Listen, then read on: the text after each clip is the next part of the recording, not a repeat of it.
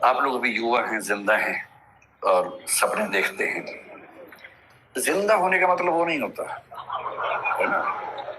जिंदा होने का मतलब होता है जो जिंदा हो तो फिर जिंदा नजर आना जरूरी है, ये मतलब होता है। जिंदा एक बहुत प्रसिद्ध शेर है, उसूलों पे जो आँच आए तो टकराना जरूरी है, जो जिंदा हो तो फिर जिंदा नजर आना जरूरी है। तो मैं इसलिए कह रहा हूं कि आप लोग ऊर्जा से लबरेज युवा हैं और अभी आपकी सपने देखने की उम्र है। जिंदा तो बहुत लोग हैं, लेकिन कुछ लोग जिंदगी ढो रहे हैं, घिसट रहे हैं, और आप भरे हुए हैं ऊर्जा से।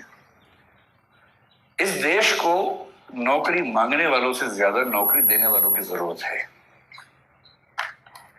और हम अपने 5000 साल के इतिहास में पहली बार उस दौर में हैं जहां स्टार्टअप करने वालों को इज्जत मिल रही है, वरना यहां इज्जत नहीं होती है।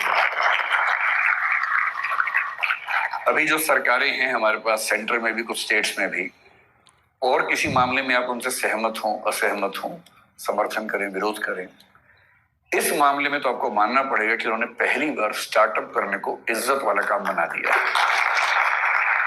और यदि ऐसा बना ही दिया है, और फिर श्रीराम कॉलेज ऑफ कॉमर्स के ग्रेजुएट्स जिन लोगों ने बिजनेस को इतना ध्यान से समझा है, उसकी बारीकियां समझी हैं, वो उसके बिना अगर वो भी नौकरी ढूंढते रहेंगे तो फिर देश कैसे आगे बढ़ेगा। तो कुछ साल नौकरी करना ठीक है, लेकिन यदि मुझसे पूछेंगे तो मैं ये कहूंगा कि अगर आप वैसे व्यक्ति हैं कि चुपचाप जिंदगी गुजार लेनी है तो ठीक है, कीजिए नौकरी। नौकरी करनी है, साथ में कुछ किताबें लिखनी है, तो कीजिए नौकरी। पर यदि कुछ बड़ा सोचा है, अगर आप चाहते हैं कि आप इस देश और समाज को कुछ बड़ा योगदान दे सके, तो सबसे अच्छा विकल्प है उद्यम।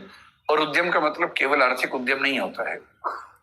उद्यम का मतलब है कि आप जोखिम लेने वाले व्यक्ति हैं, आप बहुत शांत व्यक्ति नहीं है। और जोखिम लेना कुदरत ने सिखाया, हमें प्रकृति ने सिखाया है। प्रकृति के विधान में सुरक्षा नहीं होती है, प्रकृति के विधान में जोखिम ही जोखिम है। वो तो हमने शहरों में, गांवों में सुरक्षा डेवलप कर ली है, और थोड़ी बहुत सुरक्षा जिंदगी में रहे तो अच्छा भी लगता है। लेकिन जंगल का नियम, प्रकृति का नियम सुरक्षा पे नहीं टिका है, वो खतरों पे टिका है, जोखिम पे टिका है। जो भी आप में से अपनी जिंदगी को शानदार बनाने के लिए जोखिम लेने को तैयार है, मेरी नजर में वही एंटरप्रेन्योर है, वही उद्यमी है। और जोखिम केवल पैसे के लिए नहीं होता है, होना भी नहीं चाहिए। जोखिम महात्मा गांधी ने भी लिया, अंबेडकर साहब ने भी लिया, दोनों शानदार वकील थे। डॉक्टर अंबेडकर, मैं परसों कोलंबिया विश्वविद्यालय में गया जहां से उन्होंने पीएचडी की, एक पीएचडी की, लंदन स्कूल से दूसरी 3 पीएचडी की उन्होंने।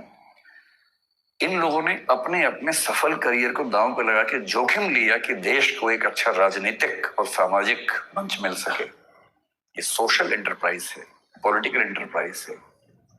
कबीरदास हो, गुरु नानक हो, या महात्मा बुद्ध हो, महावीर स्वामी हो, इन सब ने अपने अपने समाज को बेहतर बनाने के लिए अपनी जान को जोखिम में डाला। ये सब उद्यमी लोग हैं। कोई स्पिरिचुअल एंटरप्राइज करता है, कोई सोशल एंटरप्राइज करता है।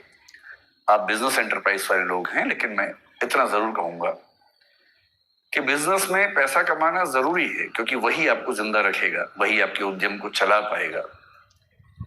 लेकिन कोई भी उद्यम जो सिर्फ पैसा कमाता है, वो समाज को फायदा नहीं पहुंचाता है। और मैं एक बात अक्सर कहता हूं, आखिरी बात आपसे वही कह रहा हूं कि अगर अपने जीवन को एक ठीक दिशा देनी है तो सिर्फ एक काम कीजिए। बहुत बुरा लगेगा, पर मुझे ये सलाह मेरे एक मित्र ने दी थी, मैं आपको दे देता हूं। आज घर जाके अपनी ओबिचुअरी लिखिए।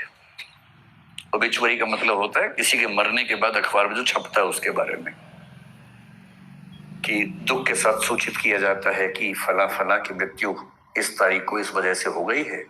उसके बाद की 4 लाइनें आप अपने बारे में क्या चाहते हैं लिख लीजिए, उसे बनाइए विजन स्टेटमेंट।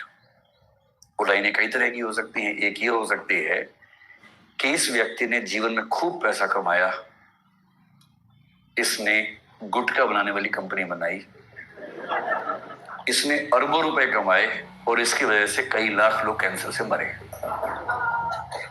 और पैसा खूब कमाया।